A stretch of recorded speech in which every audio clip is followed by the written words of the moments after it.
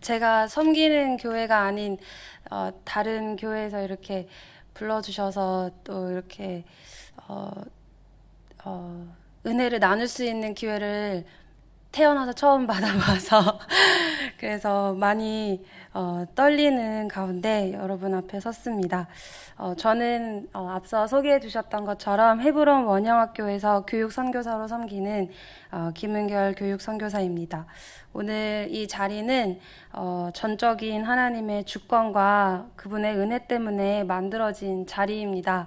왜냐하면 전 여기 설 자격이 없거든요. 그런데 주님이 저를 통해서 하실 말씀이 있다는 것을 믿는 믿음으로만 왔습니다. 사실 설교 제목을 일상에서 만난 하나님이라고 적었는데요.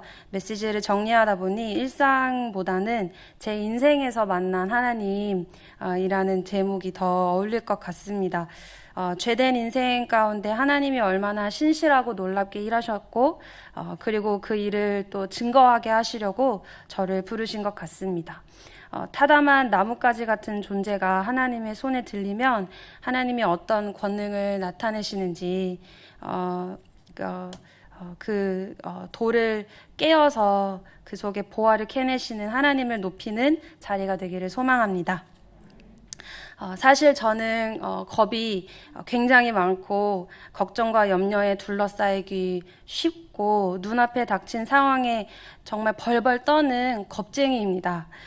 이번 설교를 부탁하시는 목사님의 전화를 받았을 때 전화를 끊고 머리를 감싸주고 어떻게 나에게 이런 일이 그랬더랬는데요. 그런 제가 이 자리에 서 있습니다. 어렸을 땐 사람들 앞에 서는 것이 그렇게 무서운 일이 아니었는데 앞에 계신 성도님들께 죄송하지만 제가 나이를 먹어가면서 이 자리가 굉장히 부담스럽고 두려운 자리가 되었습니다. 그럼에도 불구하고 이번 메시지를 준비하면서 주님의 은혜로 저 혼자 부흥회를 여러 차례 했습니다. 제 인생과 또 일상 중에 일하신 하나님의 은혜를 다시 되돌아보며 많이 울었고 정말 감사한 시간이 되었거든요. 그래서 절 붙드신 하나님의 말씀은 권능의 말씀이었습니다. 저는 그 말씀과 하나님과 저를 부르신 말씀을 붙들고 이 자리에 섰는데요.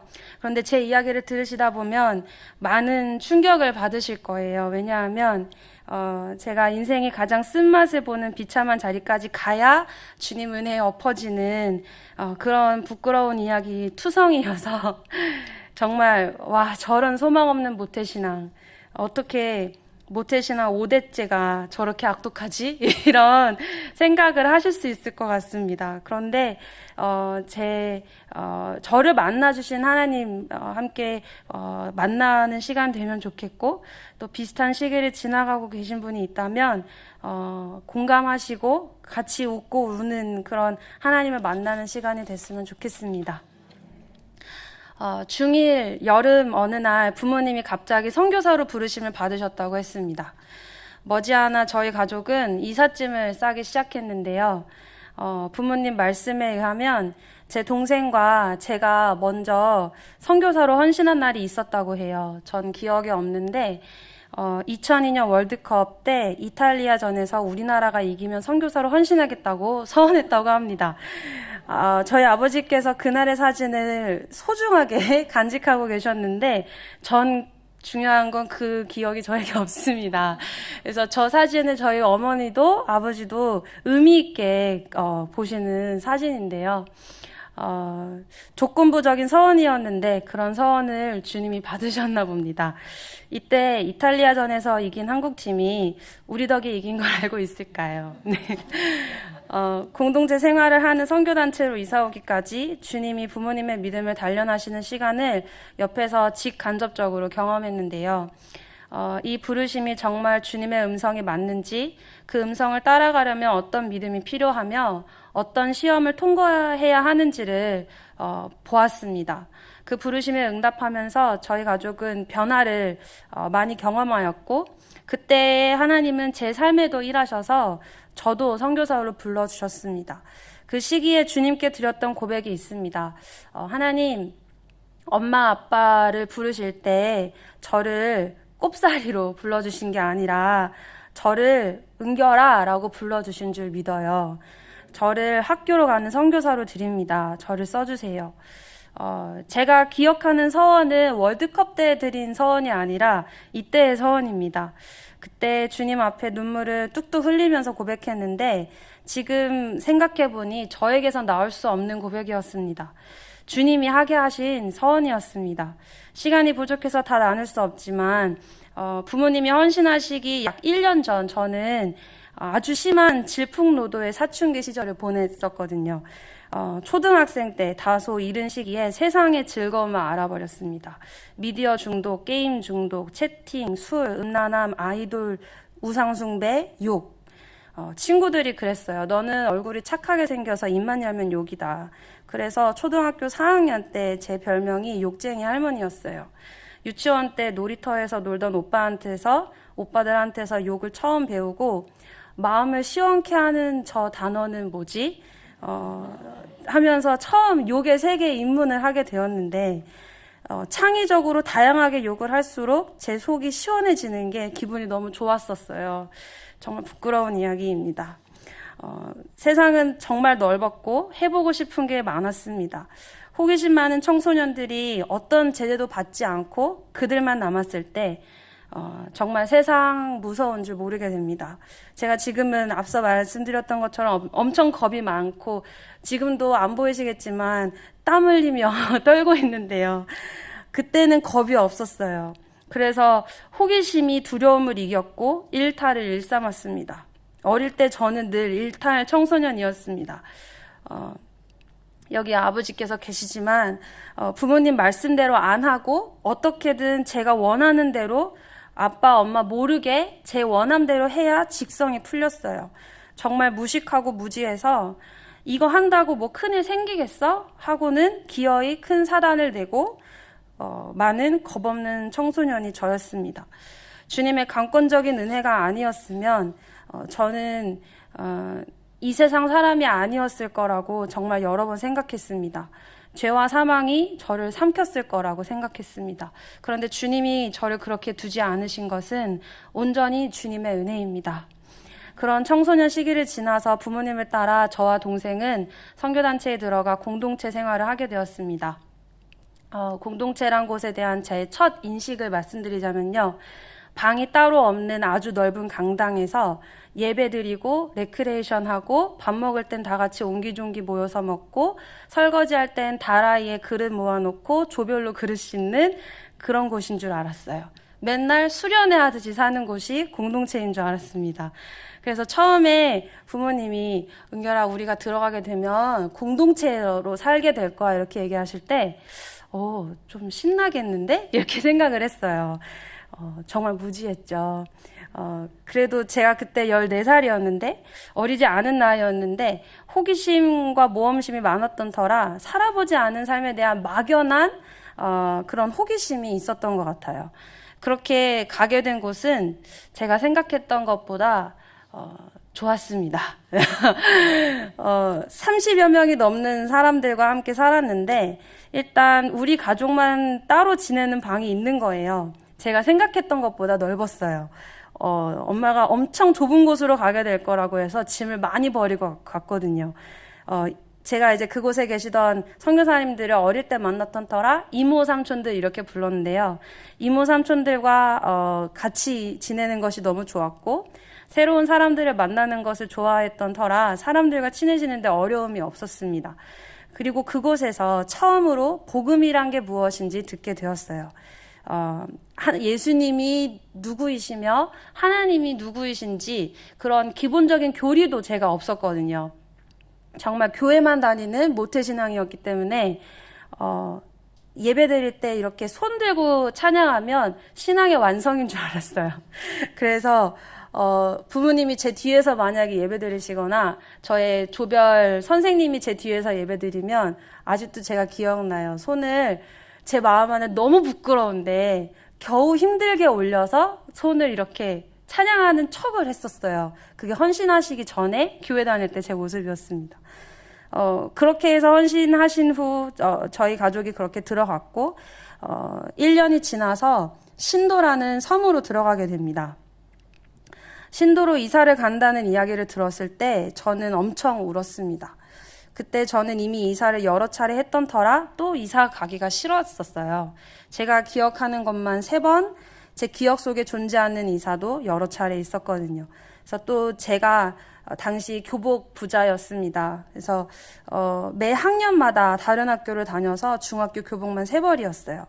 이제 막 적응해서 새로 사귄 친구들 그리고 다 즐겁게 지내고 있었는데 또 처음으로 교회 중고등부 생활이란 걸 해보게 된 거예요. 1년간 친하게 이제 만나게 된 언니들과 친구들과 전도사님과 함께 예배드리고 이런 시간이 너무 즐거웠고 행복했어요.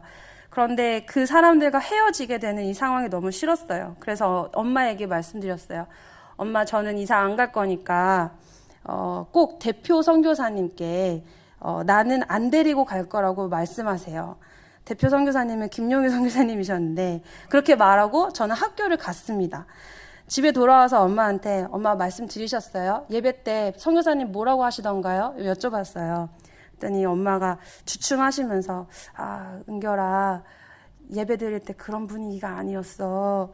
차마 말씀을 못 드렸는데 이렇게 하시는 바람에 엉엉 울면서 밥도 안 먹고 밖으로 뛰어나갔습니다. 그때 제가 입이 한 사발 나와 있었어요. 그때 한 이모가 저를 맥도날드로 데려가셔서 아이스크림 하나를 사주시고는 저에게 이렇게 말씀하셨습니다.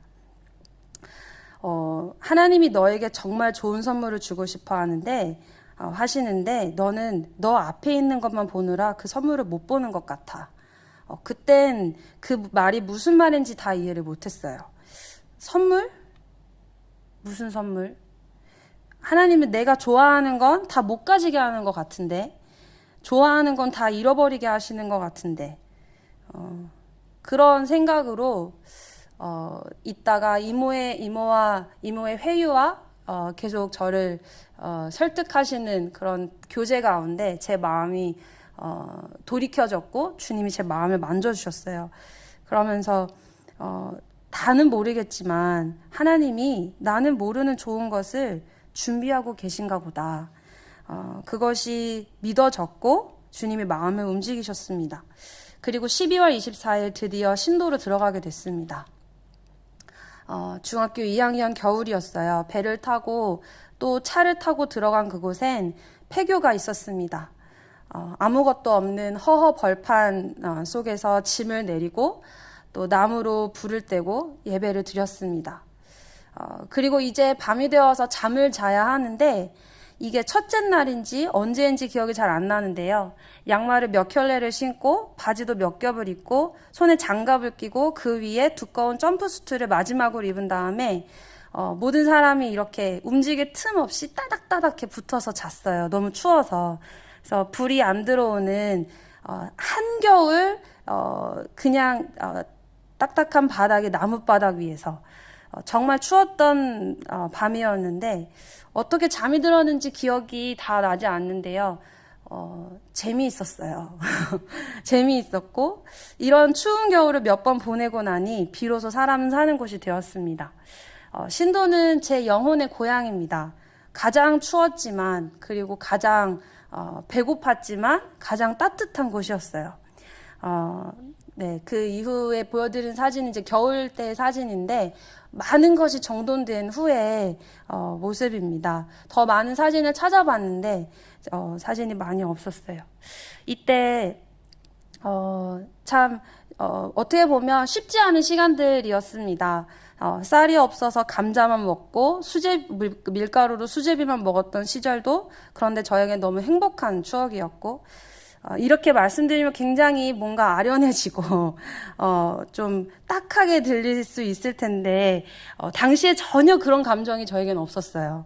먹을 게 없으면 오히려 이모들이랑 갯벌에 나가서 조개를 캐왔고 없으면 없는 대로 사는 게 당연하게 느껴졌던 시절이었습니다. 오히려 제 안에 어떤 마음이 있었냐면 우리는 하나님이 책임지셔. 굶어 죽을 일은 없을 거야. 이게 믿음인지 깡인지 그런 마음이 있었어요. 하나님이 책임지시니까 괜히 어깨가 으쓱해지는 세상 사람들은 저를 보는 눈빛이 어떤지 그 마음을 다 모르겠는데 딱하게 보는 것 같고 안 됐다. 왜 저러고 사냐. 이렇게 보는 것 같은데, 제 안에는 오히려 이렇게 좀 어깨 피고, 가슴 피고, 이러고도 살아요. 이렇게 말하고 싶은 그런 얼굴로, 배 타고 이렇게 학교를 다녔어요. 재밌는, 정말 저에게는, 너무 따뜻한, 제 영혼의 따뜻한 추억의 장소입니다. 저는 그곳에서 이제 3학년, 중학교 3학년이 되었고, 비로소 태어나 처음으로, 총체적인 십자가 복음을 듣는 은혜를 저에게 주셨습니다. 처음으로 복음 앞에 서게 되었습니다. 그때 처음 알게 되었습니다. 제가 죄를 지어서 죄인이 아니라 존재적으로 죄인이라는 것을. 제 존재가 죄덩어리라서 내게서 나올 것이 죄밖에 없었다는 것을. 죄 곧 나 곧 죄. 나는 죄에 대한 대가로 죽을 운명이고 지옥은 내가 갈 곳이구나. 갈 곳이구나. 이게 믿어지니까 제게 정말 구원자가 필요한 거예요. 그제서야 예수님이 왜 십자가에 죽으셨는지 처음으로 믿어졌어요. 제 삶을 갈라디아서 2장 20절의 말씀, 그 말씀이 제 마음 안에 믿어지면서 이제 내 안에 사시는 이는 예수님이라는 것이 믿어졌습니다. 제 삶을 주님께 드리고 주님이 원하시는 선교사가 되겠노라고 그때 이 십자가 봄 앞에 서서 저를 드렸습니다. 그때 한 고백이 얼핏 기억납니다. 주님, 저를 써주세요. 저를 삶으시든 구워 잡수시든 어떻게든 주님 원하시는 대로 써주세요. 너무 무식하게 고백했는데, 근데 제 딴에는 제가 드릴 수 있는 최대의 고백이었던 것 같습니다. 시간이 지나 저는 고3이 되었고 진로에 대해 고민하기 시작했습니다. 꿈은 선교사인 건 맞는데 선교사는 어떻게 되는 거지? 앞으로 뭘 해야 하지? 대학은 어디로 가야 하지? 제과제빵 기술을 익혀야 되나? 마사지를 잘하니까 마사지 자격증을 따야 하나? 기술을 익혀야 하나? 아니면 공부를 더해서 대학을 가야 하나? 선교사라는 직업이 목적지가 된 것 같았어요. 그 목적지에 다다르기 위해 어떤 통로를 거쳐야 하는 걸까? 제 초점은 거기에 있었던 것 같습니다. 그 시기에 처음으로 인생은 무엇인가 잠깐 방황하는 시간이 있었습니다. 선착장까지 걸어 나가서 이제 그때 살던 집에서 선착장까지 한 걸어서 30분 정도 거리였는데 막배가 6시 10분 배였어요. 막배가 떠나가는 걸 보면서 저 배를 타고 할머니 댁을 갈까? 저 배를 타고 육지로 나가면 내가 원하는 삶을 살 수 있을까? 어쩌다 난 이 섬에 갇혔을까? 떠나는 배를 보면서 청승맞게 운 날도 있었습니다. 지금 생각하면 무슨 그런 고민을 했지? 이런 생각을 하는데 당시에 저에게는 인생의 기로 앞에 선 것 같은 기분이 들었어요. 막연한 미래로 인해 두려움과 염려 가운데 있던 저에게 주님은 주님의 마음을 알려주고 싶어 하셨습니다. 저 뭘 해야 돼요? 어디로 가야 해요? 라는 질문에 주님의 대답은 굉장히 엉뚱하게 들리는 거예요. 은결아, 너 내가 누군지 알아? 나는 하나님이야. 나는 하나님이야. 나 너의 하나님이야. 내가 널 지었어. 그런 너에게 내가 내 마음을 좀 들려주고 싶어. 내 마음은 있잖아. 이렇게 그분의 마음을 저에게 보여주길 원하시는 거예요. 주님의 응답은 뭔가 제가 한 질문과 맥락에 맞지 않는 것 같았어요. 그런데 그러니까 저는 보이는 길, 손에 잡히는 어떤 물증을 찾고 있었는데 하나님은 보이지 않는 것 같은 하나님의 마음을 저에게 알려주신다는 거예요. 뜬구름 잡는 이야기 같으면서도 제 안에 그래, 그게 맞지, 주님의 마음을 알아야지 하고 수긍이 되었고 다 이해는 안 되지만 순종을 하게 되었습니다. 그렇게 월요일엔 복음성경관 학교, 토요일엔 중보기도학교를 가는 이 길로 인도함 받기까지 주님은 저에게 우선순위가 무엇인지 알려주셨어요. 당시에 수녀선교단에서 하던 월요학교와 토요학교가 있었습니다. 그게 이제 복음성교관 학교와 중보기도학교였는데요. 월요일에는 3교시만 하고 조퇴를 했어요. 선생님께 편지를 써서 드렸습니다. 그리고 정중하게 찾아가 이렇게 말씀드렸습니다. 선생님, 저는 앞으로 선교사가 될 사람입니다. 예체능을 지망하는 아이들은 학교 다니면서 다 자기 꿈을 향해 거기에 올인하잖아요. 학원도 다니잖아요. 저는 선교사에게 필요한 훈련을 받아야 되는데 그 학교가 월요일마다 있어요. 그런데 가려면 조퇴를 해야 합니다. 허락해 주세요. 이렇게 당돌한 요청을 정중하게 했습니다. 선생님은 생각보다 흔쾌히 허락해 주셨는데요. 저한테 대학 갈 의지가 전혀 없다는 것을 보셨던 것 같아요. 그렇게 저는 훈련학교를 다니면서 1년을 보냈습니다. 그 시간 처음으로 하나님의 마음을 알아가는 것이 저의 영혼에 참 기쁨이 된다는 것을 경험하였습니다. 그리고 얻게 된 결론은 선교사에게 필요한 것은 어디로 갈지 무엇을 해야 할지에 대한 응답이 아니라 하나님의 마음을 알고 주님의 마음을 따라 이끄시는 대로 가는 것이라는 걸 주님이 알게 해주셨습니다. 사실 그 1년의 시간을 통해 제가 직면했던 것은 하나님에 대한 무지였습니다. 저는 하나님에 대해 많이 안다고 생각했었어요. 그런데 실체를 까보니까 제가 진짜 하나님에 대해서 아는 게 없는 거예요. 지식적으로는 알았어요. 그런데 하나님을 경험하여 아는 게 없었어요. 하나님과 인격적인 교제가 없었어요. 말씀은 들어도 순종하지 않는 말씀이 더 쌓였어요. 순종하지 않으니 하나님을 아는 알미 없었어요. 하나님의 말씀이 그저 기록된 문자에 지나지 않았다는 것을 보게 된 것입니다. 또한 저는 여전히 철부지 어린아이였습니다. 1년 동안 저는 제 키를 넘어서는 어마어마한 고백을 쏟아냈습니다. 그게 제 전부를 드리는 일인 줄 알았어요. 하나님에 관한 지식이 쌓여가고 그리고 그런 지적인 유희가 진짜 하나님을 아는 건 줄 착각했던 거예요. 그저 알아가는 기쁨이 너무 큰데 그건 사실인데 그런데 제가 하는 고백과 제가 알아가는 하나님에 대한 지식이 제 삶과 함께 가지 않는 거예요. 제 삶은 받쳐주지 않아서 오히려 삶에서 말씀과 부합하지 않는 그 모순들이 발견되었어요. 그런데 이 모순을 어떻게 해결해야 할지 모르겠는 거예요. 그래서 저는 그 목마름을 지적인 깨달음으로 계속 충족을 시켰고 혹은 이렇게도 했어요. 사람들에게 들리게 크게 기도하는 거 그리고 기도 잘한다고 인정받는 것이 그게 된 줄 알았어요. 그때는 제가 그것이 잘았다라고 여겼던 여전히 어린아이였던 시간을 제가 직면하게 되었습니다. 1년이 마무리 지어지는 때에 주님 앞에 제가 엎드렸던 시간이 있었습니다. 고3이 맞춰갈 즈음에 하나님 정말 제가 주님을 알아야겠습니다. 그리고 정말 하나님의 약속의 말씀을 저에게 주세요. 주님 저의 평생을 책임지신 그 하나님을 만나는 그리고 주님의 약속을 저에게 주시기를 간구합니다 하고 주님 앞에 엎드렸었던 그 시간이 있었는데 그때 주님이 저에게 이 말씀을 주셨습니다. 말씀 함께 읽었으면 좋겠습니다.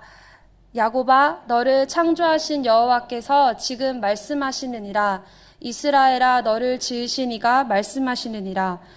너를 말라 내가 너를 구속하였고 내가 너를 지명하여 불렀나니 너는 내 것이라. 아멘. 이때가 제가 주님 앞에 홀로 앉아 주님과 대면하여 기도한 첫 날이었습니다. 물론 기도 2435라고 열방을 위한 기도도 하고 또 주님 앞에 혼자 앉아 기도할 때가 있었습니다. 그러나 그날은 달랐습니다. 주님이 저를 존재로 만나주신 날이었기 때문입니다. 하나님을 대면한 날. 그날 주님은 이 말씀을 제 심령에 새겨주시면서 제 미래에 대한 두려움을 거두어 주셨습니다. 은결아, 내가 너를 만들었다. 너는 내 거야. 두려워하지 마. 생생한 주님의 음성에 주님을 향한 경외함이 제 안에 가득 찼고 주님 앞에 무릎 꿇고 감격하며 펑펑 울었던 그날 밤이 전 아직도 생생합니다.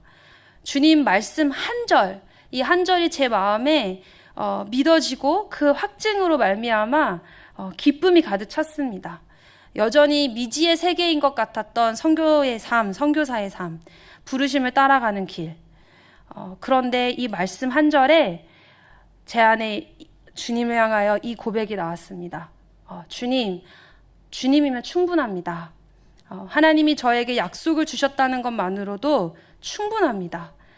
저는 하나님 한 분만 계시면 충분합니다. 부르심 받아가는 이 삶에서 하나님 한 분이면 충분하다. 이 고백이 제 심령 안에 울려 퍼졌어요. 그래서 선교사의 삶은, 부르심을 따라 사는 삶은 이 진리를 날마다 누리는 사는 삶이라는 것을 알게 되었습니다. 날마다 주님으로 충분한 거예요. 그런데 이 결론은, 이때 내려진 이때의 결론은 이후로 시간이 흐를수록 계속 도전을 받았습니다. 진짜냐? 야, 너 진짜야? 제 안에 많은 상황이 저한테 이렇게 질문했어요. 야, 너 그때 주님은 충분하다며? 진짜야? 진짜 충분해? 이래도 충분해? 그 도전을 받았던 그때, 그 이후의 시간, 여기까지가 제 소개였습니다. 이제 본론으로 들어가려고 합니다. 오늘 제 이야기를 통해서 나누고 싶은 메시지는 다 하나입니다. 주님의 부르심을 받아서 따르는 우리의 일상과 우리의 삶 속에 어떻게 주님이 전부가 되어주시는지, 정말 주님이면 충분한지, 넌 내 거다 하시는 그 주님의 음성이 날마다 실제인지 말입니다. 네. 부르심 받아 하루하루를 살아가는 일상 속에서 성도님들께서는 언제 제일 흔들리시나요? 믿음의 삶의 불확실성, 보장이 없는 미래, 죄의 유혹, 세상 사람들 사는 대로 따라가고 싶은 그런 원함, 세상이 말하는 평범함, 안락하고 부유한 삶, 내 마음대로 시간과 돈을 쓸 수 있는 삶, 생각나는 대로 한번 써봤습니다. 무엇이 나를 흔들었고 무엇이 우리를 흔들 수 있는지. 여러 가지 요인들이 많겠지만 절 가장 먼저 흔들었던 것은 죄의 유혹이었습니다. 사실 하나님과의 관계가 깊어질수록 와, 이건 진짜 명백한 죄다. 이건 빼도 박도 못한 죄다. 이런 싶은 그런 죄는 멀어집니다. 이를테면 이런 겁니다. 대놓고 사기를 친다든지, 입에 거짓말이 배어버린 삶을 산다든지, 음란한 생활을 끊지 못한다거나, 도둑질을 한다거나, 이중생활을 한다거나, 그런 생활은 하나님과 동행하면 할수록 멀어집니다. 그런데 은밀한 죄의 유혹이 있습니다. 이 은밀한 죄의 유혹은 어쩌다 한번, 어쩌다 가끔 이라는 명목으로 오기 때문에 이게 무슨 죄야 라고 우리를 속이고, 그리고 저는 그게 속임인 줄 알면서도 그 속임에 속습니다. 그래서 성경에 인간을 두고, 성경에서 이 사람을 두고 이렇게 말씀하셨습니다. 잠언 27장 22절. 미련한 자를 곡물과 함께 절구에 넣고 공의로 찌을지라도 그의 미련은 벗겨지지 아니하느니라. 알면서도 속는 무지. 이 은밀한 죄의 유혹이 계속되면 그때 가면 이제 빼도 박도 못한 죄가 되는 것이지요. 제게 약속의 말씀을 주신 후 주님은 곧바로 다음 걸음을 인도해 주셨습니다. 말씀의 인도함을 받은 첫 경험이었는데요. 주님이 인도하신 첫 스테이지는 어학연수였습니다. 그때 순회선교단의 몇몇 선교사님들이 어학연수 훈련을 위해 사이판으로 가신 적이 있었습니다. 그때 은혜로 저도 함께 참여할 수 있게 되었는데요. 고등학교를 졸업하자마자 몇 달 안 되어서 바로 사이판으로 가게 되었습니다. 약 1년의 어학연수를 마치고 선교사님들은 본국으로 귀국하셨습니다. 저는 거기에 혼자 남아 현지에 있던 대학교를 다니게 되었는데요. 혼자 남은 시간, 저는 제 인생 처음으로 자취를 하게 되었습니다. 어릴 때 부모님이 헌신하시기 전에 맞벌이 부부이셨기 때문에 혼자 지내는 거나 혼자 밥 먹거나 그런 것들은 사실 굉장히 익숙한 삶이었어요. 그래서 어려운 일이 아니었습니다. 그런데 공동체에 들어와 산 이후로 혼자 밥 먹는 일이 없었어요. 적어도 최소 10명, 많으면 50명. 그렇게 넘는 인원이 함께 밥을 먹었기 때문에 혼자 먹는 밥이 굉장히 낯설어졌습니다. 아직도 기억이 납니다. 이사간 집에서 처음으로 혼자 먹은 초라한 점심 식사. 제가 원룸에서 살았는데요. 너무 큰 거예요, 원룸이. 그 작은 방이 저에겐 너무 커 보이는 거예요. 그때 그 식사 메뉴는요, 싱겁고 맛없는 된장국과 교회 사모님이 싸주신 김치와 김이었습니다. 된장국 한 술을 이렇게 떠서 먹었는데 너무 맛이 없어서 눈물이 났습니다. 된장국 이렇게 못 끓이진 않았는데 늘 북적북적하게 살다가 혼자 남으니까 이렇게 정말 한 숟갈을 딱 먹었는데 눈물이 이렇게 흐르는 거예요. 이런 외로움을 너무 오랜만에 느껴보았던 것 같아요. 그런 청승맞은 혼밥은 머지않아 금방 익숙해졌는데, 그런데 이제 실전이 남아 있었습니다. 혼자 남은 시간. 정말 이때가 복음이 실제되고 제 실력이 드러나는 시간이었습니다. 어느 때보다도 더 묵상과 기도에 힘쓰려고 노력했습니다. 그러나 안타깝게도 제 실력은 오래지 않아서 들통났습니다. 제게는 경건의 실력이 하나도 없었습니다. 주변의 사람들이 다 하니까 따라하는 거였고, 그들을 따라서 하던 것 중 제 개인의 경건의 능력은 하나도 없다는 것이 드러났습니다. 은밀하게 들어오던 죄의 유혹에 저는 계속 넘어졌습니다. 음란한 죄, 미디어 중독자로 살던 옛날 습관이 마치 한 번도 사라진 적 없던 것처럼, 나중에는 이 죄가 저의 주인이고 제가 죄에 끌려다니는 노예 생활을 하는 것 같았습니다. 제 이중 생활은 정말 끔찍했습니다.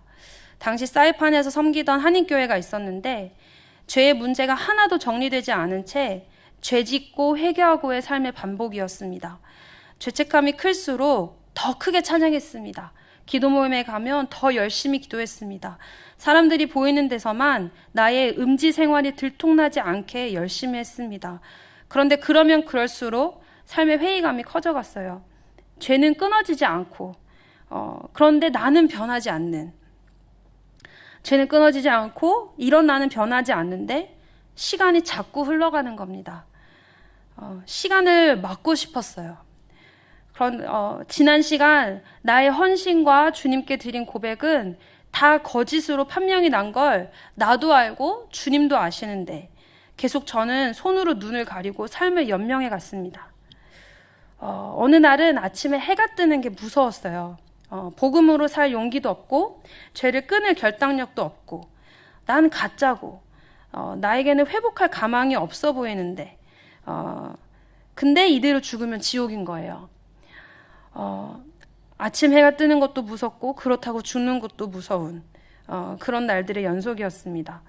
한 선교사님께서 자주 하셨던 말씀, 죄인을 그대로 두면 자멸하고 만다. 그 이야기가 무슨 말인지 알 것 같았어요. 딱 저를 두고 하시는 말씀 같았어요. 저는 언제든 그냥 두면 자멸할 것 같은 상태였어요. 복음은 부인할 수가 없는 거예요. 복음은 사실이고 진리인 게 알겠는데 제 삶은 복음대로 사라지지가 않았어요. 근데 가짜가 진짜인 척하면 사는 게 얼마나 불행한지 아시나요? 정말 눈물겨웠습니다. 그러다 저는 한국에 들어오게 되었고 한국에서 저는 더 내려갈 바닥이 없는 바닥을 치게 됐습니다. 저는 몸도 마음도 창녀처럼 팔아버려 죄인이 되었습니다. 존재적 죄인의 끝자락을 보았습니다.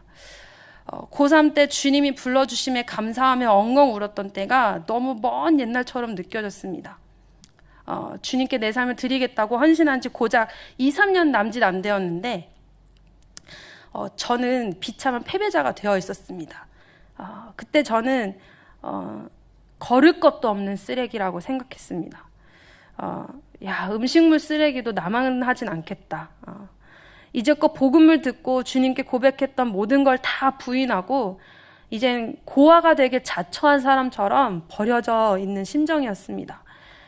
제 안에는요, 주님께 살려달라고 빌 면목도 또 부모님을 뵐 면목도 없었습니다. 그때 부모님께 저의 이런 실태를 다 말씀드렸던 날 해가 뜨는 걸 보면서 어떻게 해야 하나, 부모님은 널 어떻게 하면 좋니? 저는 어떻게 하면 좋죠? 저는 어떻게 살죠? 그런 아침 해가 뜨는 것을 보았던 그날이 아직도 생생합니다. 그런데 죄송합니다.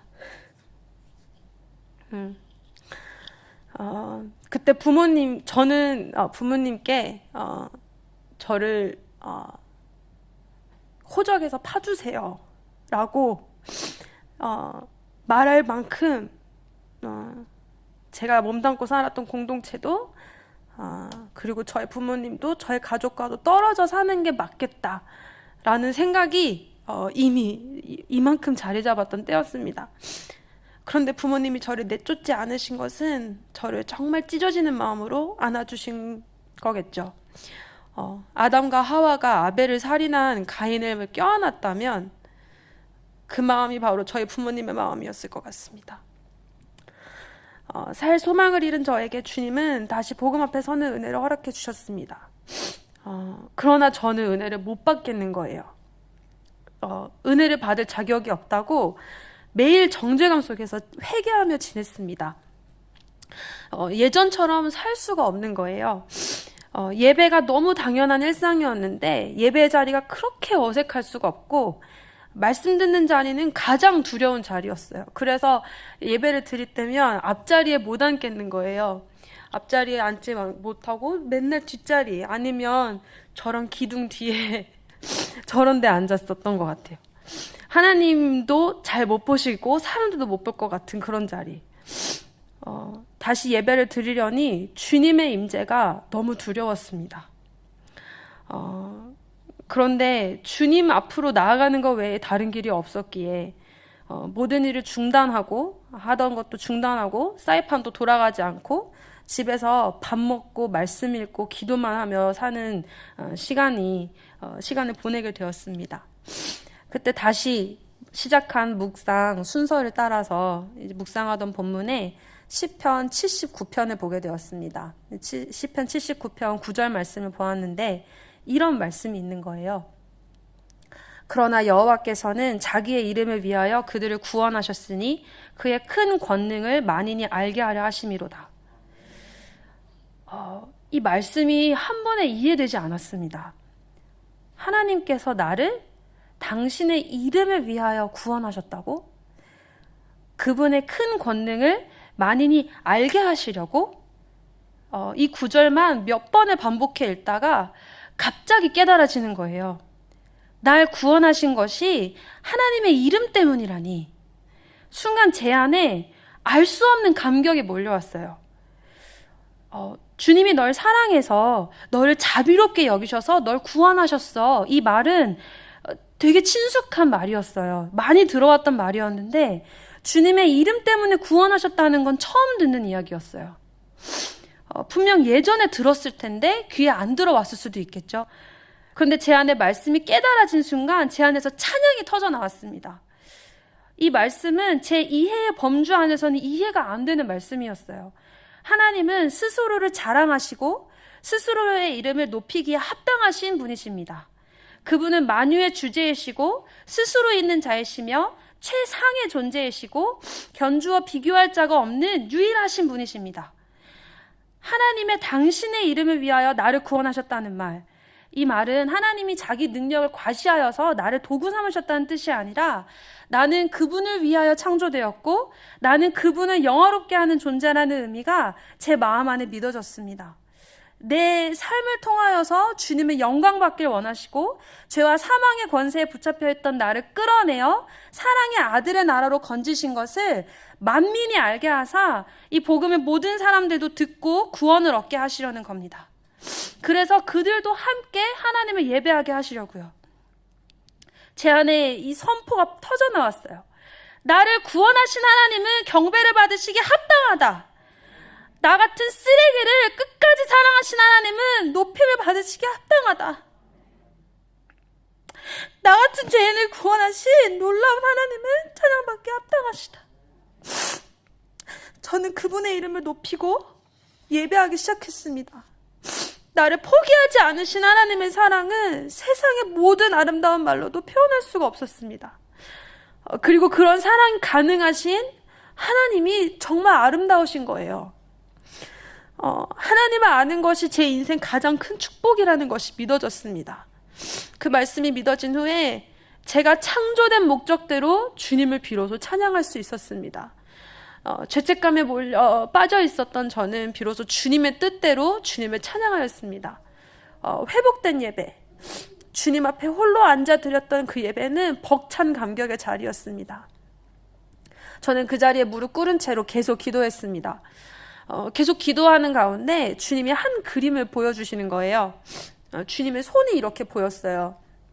근데 그 손은 저의 손을 잡고 한 곳으로 이끌어 가셨는데, 거기에는 예수님이 달리신 십자가가 있었습니다. 그 십자가는 예수님이 홀로 달리신 십자가가 아니라 제가 함께 못 박힌 십자가였습니다. 제가 그렇게 높여 찬양했었던 왕이신 예수님이 제가 되어 저와 함께 죽으신 겁니다. 그때 비로소 믿어진 이 십자가 앞에 저는 완전히 무너졌습니다.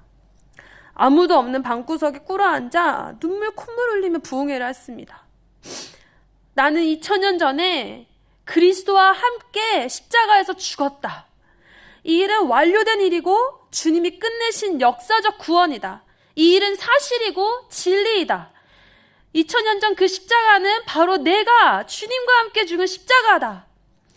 그때 제 안에 말도 안 되는 기도가 나왔어요. 주님, 정말 잘하셨어요. 주님, 십자가 져주셔서 정말 감사해요. 그때 제 안에 말도 안 되는 이 기도가 주님을 막 칭찬하고 있는 거예요. 너무 배은망덕한 기도였을까요? 근데 만일 제가 이렇게 만신창이가 되어 있는데 아무도 구해줄 사람이 없었다면, 사람은 불구하고 사람은 없다 하고 어떤 한 존재에 대하여 제가 엎드려져서 그 존재를 의지하여야 하는데, 만약에 이 만신창이가 된 구렁텅이에 빠진 저를 구해줄 사람이 아무도 없었다면, 근데 주님밖에 모른다면 저는 주님께 매달려서 이렇게 기도했을 것 같아요. 주님, 십자가를 져주세요. 십자가가 아니면 제가 구원 얻을 길이 없어요. 죄와 하나가 된 이 병든 자가 죽는 길은, 처리되는 길은 십자가에 죽는 길인데 저 스스로는 죽을 방법이 없어요. 주님, 저를 데리고 저 십자가로 가주세요. 그때 은혜를 못 받고 있었다고 말씀드렸잖아요. 그때 비로소 은혜를 입었습니다. 받을 자격이 전혀 없는 자에게 거저 베풀어 주신 하나님의 자발적인 호의 그리고 선물. 맞습니다. 저는 받을 자격이 없습니다. 그런데 하나님이 거저 베풀어 주셨습니다. 할렐루야. 이 은혜에 주신 하나님을 찬양합니다. 만물의 찌꺼기인 나를 통해 만유의 주제가 높임을 받으셨습니다. 이 구원은 제 평생의 노래할 제목이 되었습니다. 그렇다면 왜 죄의 유혹 때문에 흔들리나 생각해 보았습니다. 죄의 유혹에 흔들리는 것은 죄의 유혹 때문에 흔들리는 것은 신랑의 사랑을 맛보지 못했기 때문입니다. 잠깐의 달콤함보다 더 달콤한 예수님의 사랑을 맛본 후에 이전에 제가 즐기던 것들이 시시해졌습니다. 영원하고 다음이 없는 하나님 안에서 참 즐거움을 누리기 때문입니다. 믿는 자들의 힘의 원동력은 하나님의 사랑에 있습니다. 그 사랑이 우리 안에 충만하게 거할 때 우리가 받은 그 사랑으로 주님을 사랑하게 됩니다. 주님을 찾는 그 시간이 주님 앞에 나아가 그분의 얼굴을 구하는 것이 계속 기다려집니다. 이 시간 이후, 이런 시간을 보는 이후 제게 유혹이 되었던 이 음란함, 이전의 습관, 익숙했던 그런 죄의 길, 죄의 유혹이 없었을까요? 제 존재 자체였던 이 죄를 다 다시는 안 지었을까요? 숱하게 넘어졌습니다. 끊임없는 사투와 피 흘리는 씨름이 있었습니다. 또다시 공동체를 떠나야 하나 싶을 만큼 더 비참한 제 모습을 수차례 직면했습니다. 여러 시행착오와 숱한 넘어짐 끝에 제게는 이런 결론이 내려졌습니다. 나에겐 이 죄를 이길 능력이 없다. 나는 죄를 이길 수 없다. 나에게는 그런 힘이 없다. 죄곧 나곧 죄, 죄와 하나였던 내가 죄를 대항하는 그런 힘은 나에게는 없다. 내가 죄를 대항하여 싸우는 것은 불가능하다. 내가 아니라 주님이 하신다. 그래서 죽음 말고는 승리가 없었습니다. 날마다 십자가뿐이었습니다. 언젠가 제 안에 이런 공격에 사로잡힌 적이 있었습니다. 대체 언제까지 십자가지? 난 언제까지 죽어야 하지? 부활과 승리는 언제 있는 거지? 이제 이 정도 살았으면 어느 정도 경지에 이르러야 하는데 시간이 흘러도 똑같은 자리에 넘어지네.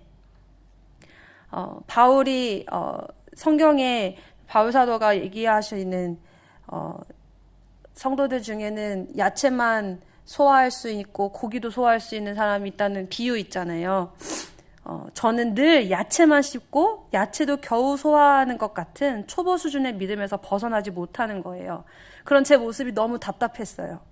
음란한 죄를 짓지 않으면 내 안에 자존심에 걸려 넘어지고, 그게 아니면 관계 때문에 넘어지고, 옳고 그름을 내가 시시비비를 다 판단하면서 남을 정죄하다가 넘어지고, 그리고 책임과 의무, 자유의지와 책임, 그리고 의무, 이 사이에서 이 책임을 져야 돼. 의무와 이 씨름하는 그것 때문에 넘어지고, 그 숱한 갈등, 잠을 못 자도록 많은 사역에 짜증이 나고, 온통 걸려 넘어지는 것 투성이었습니다. 씨름만 하는 삶이 지긋지긋했습니다. 오히려 어느 정도 발전하는 그리스도인으로 사람들에게 인정도 받고 능력과 실력도 갖추고 인지도도 쌓고 나름 괜찮은 그리스도인. 그래서 저 사람은 인품도 성품도 훌륭하구나. 그런 성공한 그리스도인이 되고 싶다는 제 안에 독이 이렇게 올라오고 있는 모습을 제가 보았습니다. 동시에 저의 모습은 동시에 너무 상반된 기대하는 모습과 너무 먼 거예요. 그런데 이 독은 고상하고, 승리 한번 해보고 싶다. 죄를 이기고 싶다. 믿음으로 싸워보고 싶다. 순종의 열매를 맺고 싶다. 이런 목마름이 제 안에 이렇게 가득 차 있었어요. 주님, 저 언제쯤 열매를 맺을 수 있어요? 언제 제가 진짜 승리를 할 수 있을까요? 아무리 사역을 그럴싸하게 하더라도 마음의 공허함과 만족함이 없는 신앙생활에 이렇게 사는 게 맞나 의문이 들 때 저는 주님 앞에 작정을 하고 나아갔습니다. 주님, 이대로는 정말 제가 죽을 것 같아요. 복음이 사라지는 게 맞는 건가요? 저는 계속 실패하는 것 같은데요. 열매는커녕 제 죄 하나 처리하지 못하고 성격도 안 고쳐지고 가치관 하나도 안 바뀌고 습관도 하나 안 바뀌어요. 여전히 사람의 말과 시선에 상처받고 제 안에 있던 쓴뿌리가 늘 반응해요. 그때의 저나 지금이나 다를 게 없는 것 같아요. 하나님, 제가 달라진 게 있다면 구색만 갖춘 사역자란 옷을 입었을 뿐이에요. 근데 이 사역자라는 타이틀도 지금은 너무 부끄러워요. 사역자란 말도 못하겠어요. 제가 헤브론에서 연차 만들고 변한 게 없어요. 복음으로 충분한 게 진짜 맞나요? 제 하나 이런 질문이 몇 달 혹은 1년도 갔던 것 같아요. 믿음의 부도를 맞은 것 같았습니다. 지푸라기라도 잡고 싶은 심정으로 그때 주님 앞에 나아갔을 때 방학 중에 학교에서 진행되던 말씀기도 시간이 있었습니다. 그날 본문 묵상은 여호수아 6장 말씀이었습니다. 이 말씀을 함께 읽어보고 싶습니다. 잘 보이시나요? 네, 함께 1절부터 5절까지 같이 읽겠습니다. 여리고성은 이스라엘 자손을 막으려고 굳게 닫혀 있었고 출입하는 사람이 없었다. 주님께서 여호수아에게 말씀하셨다. 내가 여리고와 그 왕과 용사들을 너의 손에 붙인다. 너희 가운데서 전투를 할 수 있는 모든 사람은 엿새 동안 그 성 주위를 날마다 한 번씩 돌아라. 제사장 7명을 순양 뿔 나팔 7개를 들고 궤 앞에서 걷게 하여라. 이레째 되는 날에 너희는 제사장들이 나팔을 부는 동안 성을 7번 돌아라. 제사장들이 순양 뿔 나팔을 한 번 길게 불면 백성은 그 나팔 소리를 듣고 모두 큰 함성을 질러라. 그러면 성벽이 무너져 내릴 것이다. 그때의 백성은 일제히 진격하여라. 아멘. 묵상을 하던 중 주님이 제게 말을 걸어 오셨습니다. 은결아, 너는 지금 굳게 닫힌 성문을 보고 있지? 네, 그랬습니다. 저는 이스라엘 자손을 막으려고 굳게 닫힌 출입하는 사람이 없는 여리고성의 성문을 보고 있었습니다. 주님이 제 모습을 보여주시는데 저는 왜 영화 보면 그런 거 있잖아요. 여러 사람이 통나무 이렇게 들고 큰 성문을 이렇게 받고 있잖아요. 제가 혼자서 성문을 이렇게 받고 있는 거예요. 근데 주님이 다시 말씀하시는 거예요. 잘 봐라. 너는 성문을 뚫으려고 하는데 난 하나님이야. 나는 성벽을 허물어 버릴 거야. 이스라엘 백성은 하나님이 말씀하신 대로 성벽 주위를 돌았을 뿐이었습니다. 그들은 순종하였습니다. 그리고 마지막 7일째 함성을 질렀습니다. 이스라엘 백성이 이 성벽이 허물어지는데 가한 힘은 하나도 없었습니다. 아무것도 없었습니다. 그러나 하나님이 허무셨습니다. 이 장면을 보는데 제 안에 이런 탄식이 나왔어요. 아, 하나님이시다. 주님이 다시 말씀하셨어요. 너는 네 성격 좀 바꾸려고 하지? 너 네 열매를 맺어보려고 하지? 죄 안 짓고 유혹도 안 받는 강철 인간이 되고 싶니? 야, 잘 봐. 나는 너를 허물 거야. 십자가를 다시 봐. 나는 성격 개조를 하기 위해 복음을 준 게 아니야. 너는 죽고 다시 살아야 해. 내가 행한 일은 옛사람을 허문 거야. 옛사람을 멸하는 거야. 기억해, 너는 날마다 죽는다. 날마다. 머리통을 망치로 세게 이렇게 얻어맞은 것 같았어요. 나는 날마다 죽는다. 모르는 이 말씀이 아니었는데 날마다 죽는다. 믿음은 그 십자가에 날마다 화합하는 것이다. 완전한 죽음 이후 완전한 부활이 있다. 완전히 허물어진 자리에 주님의 능력이 새롭게 된다. 난 주님 없이 아무것도 아니다. 마음이 뻥 뚫리면서 다시 제 앞에 십자가의 대로가 더 환하게 비춰지는 거예요. 저는 다시 십자가를 향해 나아가기 시작했습니다. 병든 자아와 죄의 실체가 더욱 분명해졌습니다. 자기를 부인하는 길은 애매모호하지 않구나. 선명하구나. 아, 이것도 죄구나. 아, 저것도 죄구나. 이렇게 하면 죄가 되는구나. 이렇게 하면 여지가 되는구나. 하고 제 앞에 선명하게 주님이 가르쳐 주셨어요. 분별이 될수록 제 주변에는 더 많은 선악과가 있다는 것을 깨달았습니다. 나를 삼킬 기회를 호시탐탐 노리고 있는 죄. 나를 넘어뜨리기 위해 마치 나를 넘어뜨릴 기회만 엿보고 있는 것 같은 내 안에서 올라오는 성질들. 모든 것이 다 선악과였어요. 그런데 저를 노리는 이 죄의 유혹을 무색하게 하는 더 큰 힘이 있었습니다. 그것은 더 많은 선악과가 있을수록 제 선택의 범위는 한 가지로 좁아졌어요. 선악과가 100그루, 1000그루가 있더라도 제 선택은 오직 주님이었고 더욱 주님이었습니다. 끝없는 주님의 사랑이 승리하셨습니다. 다함이 없는 주님의 은혜는 저를 더욱 주님께로 이끌어 가셨습니다. 이날의 말씀 기도는 헤브론으로 헌신한 후 오늘에 이르기까지 제 삶의 터닝 포인트가 되는 말씀 기도였습니다. 에이미 카마이클 선교사님이 말씀하셨던 하나님, 당신의 생각이 내 생각이 될 때까지 내 안에서 생각해 주십시오. 이 말이 무슨 뜻인지 이해가 됐습니다. 말씀을 통해 주님이 내 안에서 생각하시는 그 기도의 능력을 체험하니 기도의 자리는 복음을 살아내는 유일한 통로였던 것입니다.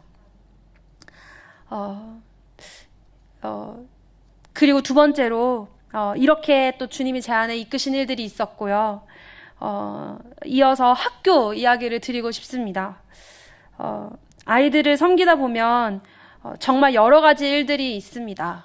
여기 토브 학교도 있다고 들었는데요. 다 토브 학교에 대해서 이야기만 듣고 사실은 오늘 더 자세한 이야기는 목사님을 통해서 조금씩 이렇게 들어서 알게 되었는데요. 저희 학교 이야기를 하자면요. 다음 세대 선교사로 부르심을 받고 면접 때부터 자매, 형제, 정말 선교사로 부름받은 거 맞아? 주님 부르신 거 맞아요? 이렇게 진짜예요? 확인하고 들어온 이 아이들이 학교에 들어와서도 면접 때 보였던 그 순진하고 결연한 눈망울을 유지하리라고 생각하신다면 큰 오산입니다. 이루 다 말할 수 없는 배신감을 느낍니다. 주님이 의인을 부르신 게 아니라 죄인을 부르셨구나. 네, 참입니다. 그래서 죄인을 사랑하시는 하나님의 마음을 날마다 경험합니다. 아이들과 함께하면서 교사로서 겪는 제 내면의 끊임없는 싸움은요. 아이들의 보여지는 모습이 결론이 아니라 이 아이를 부르신 주님의 말씀을 의지하는 데 있었습니다. 아이들의 갈등의 양상은 정말 다양합니다. 세상의 것들에 여전히 여지가 있는 아이들, 선교사로 부름받아 들어왔지만 자기의 꿈, 자기의 원함을 포기할 수 없는 아이들, 애들이 자라가다 보니까 세상은 넓다는 걸 발견하고 너무 어릴 때 들어왔잖아요. 그러니까 자라가면서 와, 세상은 넓구나. 모르는 게 많았구나. 모를 때 들어왔는데 이런 게 있네. 이것도 이런 장래 희망 이런 거를 알아가는 거예요. 또 혈기왕성하여 늘 문제를 일으키는 아이, 수업에 집중을 못하는 아이, 학습을 전혀 못하는 아이, 이성교제의 문제, 또래 아이들의 관계 싸움. 저희 학교에도 참 부끄러운 일이지만 아이들 사이에 그런 알력 다툼, 왕따, 폭력, 싸움, 말도 못하게 많습니다. 다음 세대의 선교사를 양성하는 학교 안에 이런 일들이 있냐고요? 있습니다. 그리고 그 외 작고 큰 죄, 순종하지 않는 그런 모든 영역들. 그저 그래 사춘기를 지나가며 일어날 수 있는 일이야 라고 여기고 나이가 차고 시간이 지나면 괜찮아질 거야 하고 안일하게 대처할 수 없는 아주 민감한 일부터 다양한 영역들을 치열하게 싸우게 됩니다. 지금 이때에 4학년이지만 5학년이지만 6학년, 7학년, 8학년 이때이지만 이때의 믿음으로 돌파할 영역들을 힘써 싸워주지 않으면 유보된 결단은 유보된 순종으로 유보된 순종은 결국 삶과 고백을 충돌시키지 않은 채 자신의 모습을 직면할 수 없게 되어버리는 거예요. 그래서 모든 학년 그 나이에 맞게 다 주님의 부르심에 합당하게 서도록 섬기는 것이 교사의 역할이라는 것을 보게 됩니다. 아이들과 씨름을 하다 보면 정말 보이는 상황과 아이들의 모습에 지칠 때가 많습니다.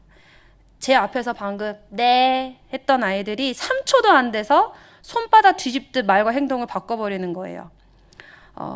선교사로 헌신한 이 아이들에게서 후광이 보이거나 세마포 옷을 입은 거룩한 천사 같은 모습은 전혀 없습니다. 자연인입니다. 네. 날마다 아이들도 믿음을 쓰고 저도 믿음을 씁니다. 아이들은 제가 그러하였듯이 늘 똑같은 영역에서 넘어지고 항상 걸리는 데서 걸립니다. 그래서 처음에는 제 안에 처음에 있었던 싸움은요. 내가 무슨 자격으로 이 아이들을 가르치지? 내가 무슨 자격으로 이 아이들을 훈계하지? 아이들 모습 속에 보이는 건 다 내 모습인데.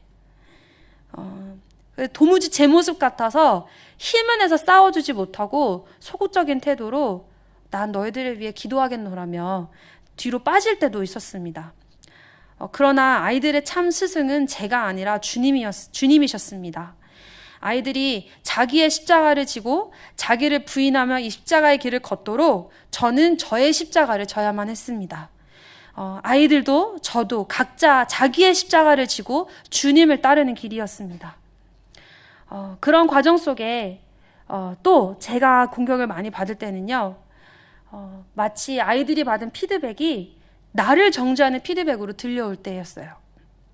이 아이의 문제가 온전히 저의 문제로 받아지면 이 아이에 대한 다른 선생님의 피드백이 마치 저를 공격하는 것처럼 들려서 저를 공격한다고 생각이 되는 거예요. 그러면 아이에 대한 객관적인 판단을 잃어버리고 아이를 감싼다고 하면서 사실은 저를 감싸고 있는 제 모습을 볼 때가 있었습니다. 이 아이를 감싸는 것보다는 나를 옹호하고 나를 변호하는 그런 제 모습을 보게 되는 거예요. 그리고 그 아이에 대한 주도권을 제가 쥐고 있을 때 하나님보다 내가 더 이 아이를 잘 알고 있는 것처럼 아이를 변호하게 됩니다. 마치 하나님보다 제가 더 현명한 판단을 내릴 수 있을 것 같은 착각을 하고 있는 거예요. 정말 착각이지요. 그런 공격도 있었습니다. 저희가 이제 공동체로 함께 살다 보니 아이들은 토요일에 이제는 금요일날 집에 갑니다. 금요일날 집에 가는데 월요일에 와서 월화수목금 함께 지내고 이렇게 공동체로 함께 살다 보니 같은 공간에서 같은 사람을 보는데 각자 경험하는 게 다르잖아요. 보는 관점이 서로 달라서 의견이 다르고 또 충돌합니다. 그리고 아이들을 바라보는 관점에서 그 문제가 똑같이 드러납니다. 그러면 이 아이를 다루는 이 이슈, 이거는 사실 정말 차원이 다른 긴장감이 있는 일입니다.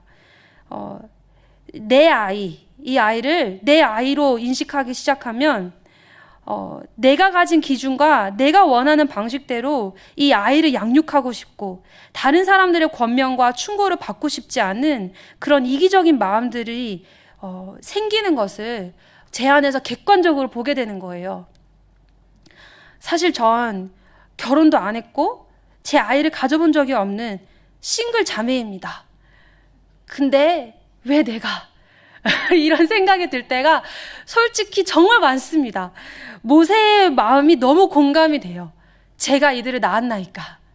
하물며 낳은 부모님들보다 제가 같이 보내는 시간이 더 많은 거예요. 부모님들 사실 제가 부모님 모르는 모습을 제가 더 많이 봐요. 이렇게 말씀드리고 싶은 거예요. 그런 제 안에 모세의 마음이 이해되는 시간이 되게 많았어요. 그런데 제 시야가 얼마나 편협하냐면요.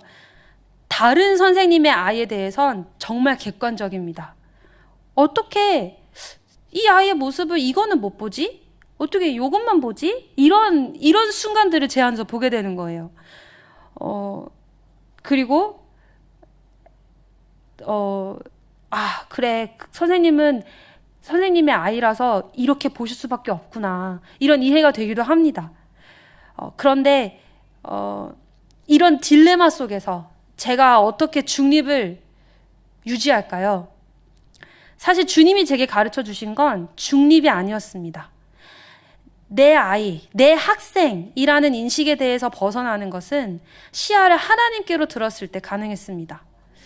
이 아이가 내 아이가 아니라 하나님의 아이였습니다. 하나님의 부르심 받은 주님의 종. 제 안에 그래서 이런 시간이 있었습니다. 저희는 이제 형제님, 자매님, 형제, 자매 이렇게 부르거든요. 그리고 선생님들도 아이들에게 이제 경어를 사용해요. 아이들도 서로 서로 이제 경어를 사용하고, 그래서 다음 세대 선교사 형제님, 다음 세대 선교사 자매님, 자매님은 저의 동역자예요. 이렇게 하시면 안 돼요.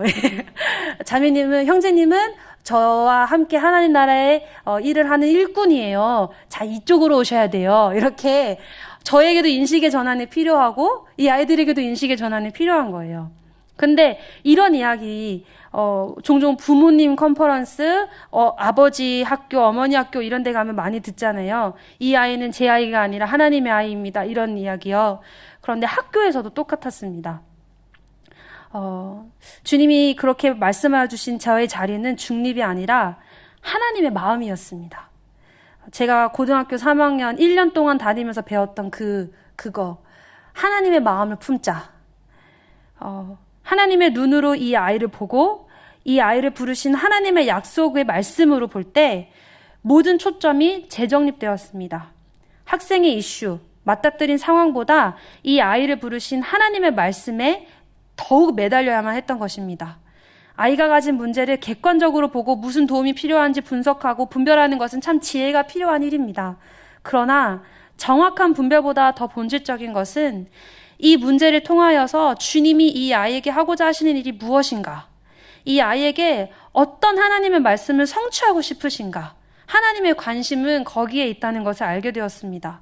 그럴 때 선생님들 안에 또 제 안에 자기만의 생각과 방식으로 아이들을 가르치고자 하였던 우리의 마음과 생각과 기준을 다 내려놓고 하나님의 마음으로 영혼을 섬기는데 그 마음을 모아주시는 것을 경험했습니다.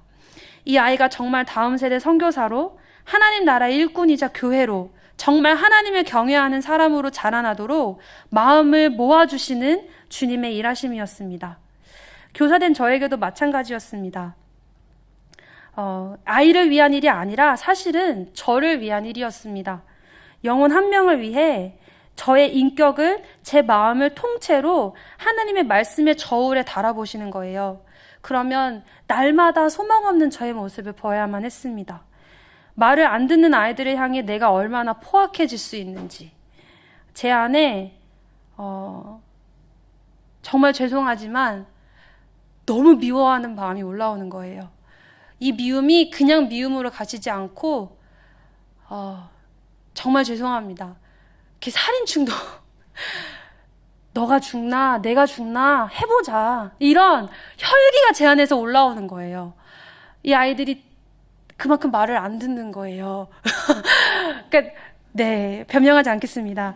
네, 그런 저의 모습을 보고 저의 소망 없는 모습, 포악한 혈기가 가득한 저의 모습, 또 한편으로는 내 마음에 드는 아이들에게는 한없이 자비롭고 사랑을 주다가도 내 기준에 안 맞으면 내 마음대로 아이들에게 내 힘을 행사하는 정말 교사라는 이름이 가져다 주는 권력은 생각보다 컸습니다. 이 위험성을 제가 보면서 내가 무슨 힘을 행사할 수 있을 것처럼 생각되는 자리여서 내가 섬기도로 부르심을 받은 이 자리가 마치 그런 자리라고 생각하면 정말 위험한 자리구나. 교사라는 영혼을 섬기는 이 자리는 정말 하나님의 은혜로만 서는 자리구나 라는 것을 주님 말씀하여 주셨습니다. 그래서 제일 먼저 주님께 혼나는 자리였어요. 아이들에게 한 말이 항상 저에게 되돌아왔습니다. 권면의 말, 훈계의 말, 아이들을 돌려보내고 나면 주님이 제가 한 말을 그대로 제 영혼에 들려주십니다. 그래서 제 말을 거울 삼아 제 모습을 보게 하셨습니다. 그렇게 주님께 다시 책망을 듣고 때로는 그 말로 저를 위로해 주시기도 하셨습니다. 제 안에 그리고 우리 안에 살아서 쉬지 않고 말을 거시는 성령님이 계셔서 정말 감사합니다. 매일 다양한 사건 사고 가운데 정신 차릴 겨를도 없을 때 제가 하는 방법이 있습니다. 아마 성도님들도 똑같이 하는 방법이실 것 같아요. 저는 주로 그날 아침 묵상을 펼칩니다. 그리고 그 말씀을 통해 주님께 묻곤 합니다. 정신 차릴 겨를이 없을 그때에 정신을 부여잡고 생각합니다. 오늘 말씀이 뭐였지? 재빨리 기도합니다. 생각이 나지 않으면 하나님 오늘 말씀이 뭐였죠? 주님 저에게 뭐라고 말씀하셨죠? 안 되면 묵상을 기록한 것을 재빨리 펼쳐봅니다. 제 안에 가장 위기를 느낄 때는요. 말씀 없이도 하루가 잘 사라질 때입니다. 주님의 말씀을 기억하지 않은 채 하루를 잘 살았다고 여겨질 때, 그때 제 안에 위기감을 느낍니다. 주님은 저로 하여금 수시로 그 말씀에 거하게 하시고 매일의 말씀이 저의 하루를 통치하게 하시고 그래서 그 말씀으로 아이들과도 교제하고 또 저와도 교제하시며 하루의 결론을 주의 말씀으로 맺어주시는 것을 보게 됩니다. 때로는 말씀에 순종하지 못한 날도 있는데 그럴 땐 일기에 이렇게 씁니다. 오늘은 순종의 일기를 못 쓸 것 같다. 순종한 날도 쓰지만 순종하지 못한 날 더 일기를 쓰려고 합니다. 말씀 앞에서 하루를 되돌아볼 때 다시 주님의 말씀이 제 심령을 감찰하시도록 주 앞에 설 수 있기 때문인 것 같습니다. 마지막으로 또 나누고 할 주제는요. 주님이 제 안에서 생각하시는 자리, 기도의 자리입니다. 거의 인생을 다루다가 이렇게 또 일상으로 왔습니다. 말씀과 함께 문제만을 바라보던 초점을 바꾸시는 자리는 언제나 기도의 자리입니다. 눈앞에 닥친 문제와 펼쳐진 상황을 그대로 주님 앞으로 가져가 주님 앞에 엎드리는 것. 교육의 시작은 기도의 자리에서 비로소 시작됐습니다. 먼저 주님은 기도의 자리에서 저를 교육하십니다. 말씀으로 제 심령을 꿰뚫으시고 감찰하시고 돌과 돌로 치듯이 깎아내십니다. 제가 아이들을 교육하려고 하면 저는 딱 제 최선의 한계만큼밖에 할 수가 없습니다. 그러나 아이에 대한 주도권이 저에게 없음을 인정하고 뿐만 아니라 저의 인생에 대하여서도 모든 제 앞에 허락된 모든 펼쳐진 상황에 대하여서도 진정한 교사가 주님이심을 인정할 때, 주인이 하나님이심을 인정할 때 제 안에서도 그리고 아이 안에서도 일하시는 것을 보게 됐습니다. 주님이 생각하시도록 모든 주권을 주께 넘겨드리는 이 기도의 자리에서 제 완고한 마음과 생각을 바꾸시는 주님의 섬세한 손길을 경험하였는데요. 저의 생각에 주님의 생각이 덮어 씌워질 때 하나님의 일이 비로소 시작되고 그 말씀이 믿어지는 경험을 하였습니다. 여전히 제 안에 세상에 찌들어 있는 가치관을 드러내시고 말씀을 통해 통치하시고 그리고 제 생각을 바꿔주시고 기도의 자리에서 제 생각 속에 당신이 직접 생각하시는 그런 놀라운 은혜를 경험하게 하십니다. 그렇게 제가 기도의 자리에서 경험한 일을 제 일기를 통해서 나누고 말씀을 마무리하고 싶습니다. 올해 3월 8일에 썼던 일기인데요. 제가 구체적인 사건은 기록하지 않았습니다. 그냥 뉘앙스로 이해하실 수 있을 것 같아요. 사건과 인물은 나오지 않습니다. 마음속에 어제 들은 이야기로 인해 판단과 근심을 한가득 안고 잠이 들었는데 오늘 묵상 말씀은 나의 판단을 내려놓게 하시는 말씀이다. 레위인의 삶을 통하여 하나님의 사람은 하나님이 부르신 곳에서 하나님이 하게 하시는 일을 하는 것을 보게 된다. 만일 그들이 하나님의 부르심만 따라간다면 모든 것이 조화롭고 안정적이었을 것이고 모든 일에 만족함이 있었을 것이다. 하나님이 만족의 근원이 되시기 때문이다. 왜 내가 이 일을 맡았지? 왜 나는 저 사람보다 일이 많은 거지? 누구는 도움을 받는데 왜 나는 아무 도움을 못 받지? 왜 저 사람은 혼자 저 일을 하지? 이런 불평, 불만이 레위인들 안에는 없었을 것이다. 밤낮으로 자기 일만 하느라 다른 일은 하지 않았던 찬양하는 일을 맡았던 레위인들을 누가 판단할 것인가? 모두 주님의 부르심이다. 레위인의 삶은 오직 주님의 부르심 따라가는 삶이다. 먼저 내가 그 부르신 자리에 있으면 되는 것이다. 그런데 나는 왜 불안해하는가? 무엇이 두려운가? 나의 불안의 원인은 누군가의 행동과 말이 부당하거나 옳지 않은 것을 알게 될 때, 그런 것들이 바로잡혀 있지 않은 것을 알게 됐을 때 오는 조급함에 있었다. 다시 말해 한 사람이 자신의 부르심의 자리로 여겨지는 그 자리에 있지 않은 것을 볼 때, 부르심의 지경에 서 있는 것 같지 않을 때 내 안에 판단이 되기 때문이었다. 그러나 그가 부르심 앞에 서는 것은 내가 할 수 있는 일이 아니다. 그의 지경을 재단하고 판단하는 것은 나 또한 내 부르심의 지경을 넘어서는 일이다. 그의 부르심의 자리를 내가 어떻게 결정할 수 있겠는가? 이건 부르심의 자리에 관한 게 아니라 내가 그 모든 일을 내가 바로잡으려 하기 때문이다. 혹은 내 성에 차지 않아서 내 기준에 맞지 않아서 그게 그렇게 마음에 걸림이 되고 거리낌이 된 것이다. 내 영역 밖의 일로 인해 왜 내가 힘들어하고 있는가? 처음부터 내가 할 수 있는 일이 아닌데 이건 주께 맡길 일인데 기도 가운데 주님이 이 말씀을 주신다.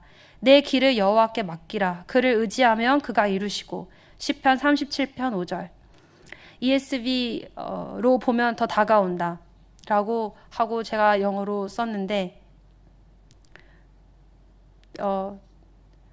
제 영어 선생님인데 왜 네, 그렇습니다. 말씀이 있습니다. 네. Commit your way to the Lord, trust in Him, and He will act. 주를 믿으며 그가 일하신다, 그가 이루신다. 내 힘으로 무엇을 해보려는 순간 난 주님을 떠난 것이다. 모든 상황과 문제는 주님을 의지하도록 주신 하나님의 허락하십니다. 나는 주님이 부르신 자리에서 주께서 내게 맡기신 일을 하면 된다. 상황이 못마땅한 건 내 기준 때문이다. 그 기준은 주님께로부터 온 것도 아니다. 먼저는 오늘 주님이 주신 말씀을 믿음으로 취한다. 그를 믿으라. 그리하면 그가 일하신다. 주가 하실 일을 기대함으로 기다려라. 그게 얼마나 걸리는 일이든지 주님이 말씀하실 때까지 그 십자가를 지라. 한 인생을 부르사 합력하여 선을 이루게 하시는 분은 하나님이시다. 오늘 내게 맡겨진 사명은 서로의 약함을 끌어안고 섬기는 것이다. 더욱 사랑하는 것, 그게 지금 나를 부르신 자리이다. 네, 아마도 부르심에 관한 문제였던 것 같습니다. 긴 시간 제 이야기를 들어주셨습니다. 이 긴 이야기를 들어주셔서 정말 감사합니다. 제 인생과 또 일상 속에서 하나님이 일하신 일들을 돌아보면서 먼저는 제게 큰 은혜가 있었습니다. 혼자 기록하면서 그때를 회상하며 한참을 울다가 쓰고 혼자서 웃고 주님이 주신 말씀이 무엇이었는지 회상해보고 주님 없이는 설명될 수 없는 인생을 살았음을 다시 한번 보게 되었습니다. 제 삶에서 일하신 하나님이 성도님들의 삶 속에서 더욱 놀랍게 일하고 계시리라 믿습니다. 이 말씀으로 마무리를 짓고 싶습니다. 베드로전서 2장 9절 말씀 함께 읽을까요? 시작. 그러나 너희는 택하신 족속이요 왕 같은 제사장들이요 거룩한 나라요 그의 소유가 된 백성이니 이는 너희를 어두운 데서 불러내어 그의 기이한 빛에 들어가게 하시니에 아름다운 덕을 선포하게 하려 하심이라. 아멘. 저를 어두운 데서 불러내어 그의 기이한 빛에 들어가게 하시니에 아름다운 덕을 오늘 선포하게 하신 하나님을 찬양합니다. 우리 삶 가운데 수많은 도전과 유혹 앞에서 우리 신랑 되신 예수님과 몇 그루의 선악과가 있든지 보란 듯이 더욱 주님과 깊은 사랑에 빠지시는 우리 모두가 되기를 바랍니다. 병든 옛자의 성벽을 허무시고 완전한 죽음으로 완전한 생명의 승리를 주시는 주님을 날마다 경험하시기를 그리고 또 토부학교 다음 세대와 또 각자의 삶의 터전에서 영혼을 섬기시는 모든 현장마다 주님이 친히 스승되어 주시기를 우리의 묵은 생각을 바꾸시고 주님의 생각과 마음으로 변화시켜 주시는 그 기도의 자리에서 주님의 마음과 하나 되는 그 능력을 날마다 체험하시고 주의 능력으로 능히 승리하시는 우리 모두 되시기를 기도합니다. 아멘. 주님이 하셨습니다. 네. 아름다우신 주님께 다시 한번 감사의 박수. 하나님 감사합니다.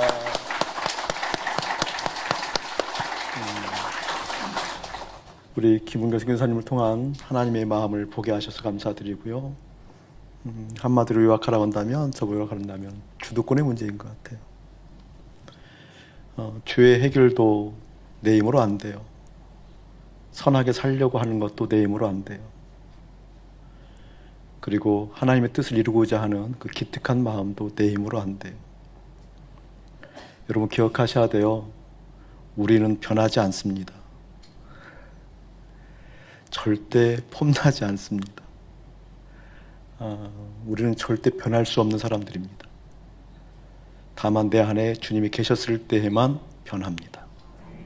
그래서 날마다 죽느라고 고백했던 그 고백이 그래서 실제 된 거거든요. 저는 너무나 늦게 깨달은 것 같아요. 그토록 변해보려고, 그토록 목사다우려고, 그토록 선하려고 눈물겨운 그 노력들이 내가 가엾을 만큼 그 숱한 금식이며 숱한 절제며 숱한 그 욕망을 이겨보려고 몸부림쳤던 내가 너무나 가엾을 정도로 제가 깨달았어요. 변하지 않는다라는 거. 변한다는 건 딱 하나, 내 안에 주님 계신다라는 거. 주도권을 주님 앞에 내어놓고 항복한다라는 거. 그리고 나는 그 주님을 사랑한다라는 거. 그 주님을 바라보고 그 주님을 바라볼 때 그 주님께서 일을 행하신다라는 것. 죄의 문제도 해결 안 돼요, 여러분. 될 수가 없죠. 이미 다 경험했잖아요. 우리 주님께서 하나에서 열까지 내가 너를, 내가 내 일을, 내가 내 뜻을, 내가 너와 함께, 내가 너와 함께 내 마음을 나누고자 하는 그 주님의 마음, 그 주도권이 십자가에서만 이루어집니다. 다른 곳에서 이루어지지 않습니다. 십자가에서 연합했을 때에만 이루어집니다. 그러하니 빛나는 십자가지요. 그러하니 예수의 죽음을 날마다 내가 짊어지는 것이 영광이지요. 그러하니 내가 그 죽음에 동참하는 게 영광이지요. 그 십자가의 영광을 우리 주님께서 저희들에게 허락하셨습니다. 그 주님께 감사의 박수.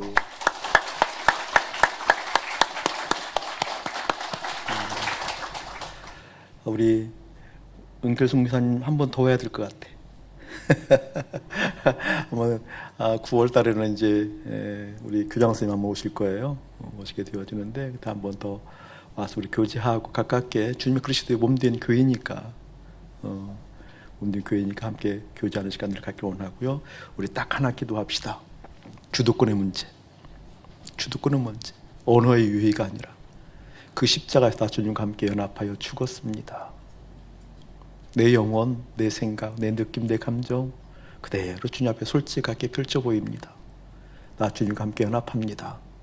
그 주님 안에 사는 그 놀라운 사랑 나에게 그 흔적 허락해달라고 우리 함께 기도합시다. 기도하겠습니다. 우리의 제1현실은 예수 그리스도 분명하지요. 그 믿음이 실제 된다는 것을 확인할 수 있는 삶의 현장이 우리 가운데 있어요. 돈의 염려가 들어올 때, 그 염려가 내 마음에 제1현실 될 때, 그때 우리는 십자가로 달려갈 수 있는 교회를 얻은 겁니다. 자녀의 문제가 나의 제1현실 됐을 때, 그때 십자가로 달려가 우리 예수님이 나의 제1현실입니다. 그 교회를 주셨습니다. 무엇을 보든 무엇을 듣든 어떠한 것이 내 마음에 먼저 들어올 때 절대 그럴 수 없습니다. 주님이 나의 제1현실입니다. 그 십자가에서 연합함이 사랑하는 우리 교우들에게 이 땅의 그리스도인들에게 가득하기를 주님의 이름으로 축복합니다. 기도합니다. 하나님 감사드립니다. 주님을 사랑하고 또 사랑하는 이 마음, 그것은 내 마음 안에 계신 주님 때문이요, 주님이 제1현실 되도록 십자가에서 연합함을 허락하셨기 때문입니다. 예수님이 구원자이십니다. 구원자는 예수님이십니다. 나의 제1현실 될 수밖에 없는 믿음 허락하셨습니다. 그 믿음 날마다 삶 가운데 실제 되어지는지 볼 것입니다. 재정의 문제, 관계의 문제, 이러한저러한 흉흉한 소문들, 여러 가지 세계에 흐르고 있는 정세들, 그 모든 것들이 나를 압박할 때마다 아니다, 나의 제1현실은 예수 그리스도다 라고 그 십자가의 복음을 자랑하는 영광을 날마다 확인시켜 주시옵소서. 그 즐거운 순종이 우리 앞에 놓여 있사오니 기꺼이 따라가게 하여 주옵소서. 사랑하는 여종을 통하여서 말씀을 듣게 하셨습니다. 아멘입니다. 그리스도의 몸으로서 함께 협력하여 서로 이룰 수 있는 연대를 허락하셨습니다. 아멘입니다. 따라갑니다. 이제는 우리 주 예수 그리스도의 은혜와 우리 아버지 하나님의 극진하신 사랑하심과 성령 하나님의 감화감동 교통하심이 우리의 주도권이 주 앞에 있음을 고백하는 거룩한 백성들 가운데 이대로부터 영원무궁토록 함께 할지어다. 아멘.